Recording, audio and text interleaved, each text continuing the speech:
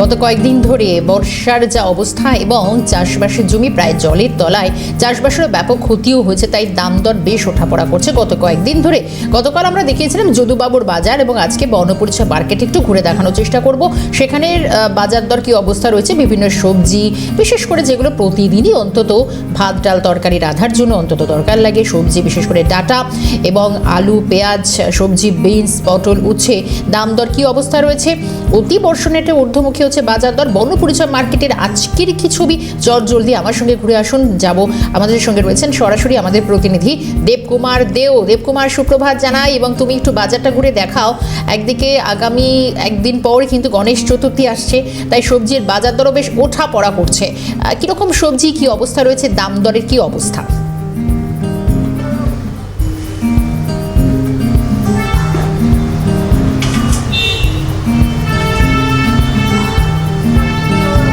দেখো, একদমই ঠিক। আমি এই মুহূর্তে দাঁড়িয়ে আছি কলকাতা যে বর্ণপরিচয় যে মার্কেট, সে বর্ণপরিচয় মার্কেটে এই মুহূর্তে তোমাকে যে ছবিটা দেখাতে পারছে আমার ক্যামেরা পার্সন সঞ্জীব, তাকে সে যেটা জানাচ্ছেন এখানকার ব্যবসায়ীরা, যেটা জানাচ্ছেন যে গত বেশ কয়েকদিনের জেরে যে টানা ভারী বর্ষণের জেরে যে ফসলের যে ক্ষতি, সে ফসলের ক্ষতি কিন্তু অনেকটাই কিন্তু ব্যবসায়ীদের মধ্যে একটা সংকট দেখা দিয়েছিলেন।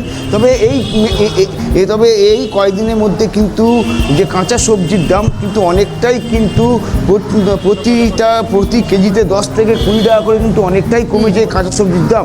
এই মুহূর্তে আমরা এখানে যারা ব্যবসায়ী আছে তার সঙ্গে কথা বলে নেওয়ার চেষ্টা করব। দাদা,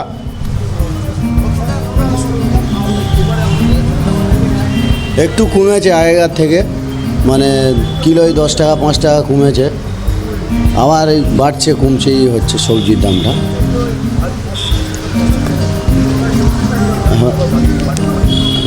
বাড়তে পারে আবার নাও বাড়তে পারে, কমে যাবে। বর্ষার জন্য সব সবজি খারাপ হয়ে গেছে।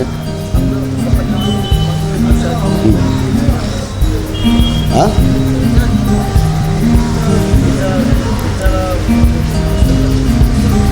সবজি তো নেই দেশে, সব তো জলে তো ভেসে গেছে। আর এখানে যা আসছে অনেক দাম আবার কমছে বাড়ছে, এরকম হচ্ছে। সমস্যা তো হচ্ছে এখানটায়, তো কাস্টমার এসে সব বলছে এত দাম বেড়ে গেছে, কি হবে, এত আরও দাম কম নিতে হবে। আমি বলছি আমরা যেরকম কিনছি সেরকম তো বেচতে হবে না।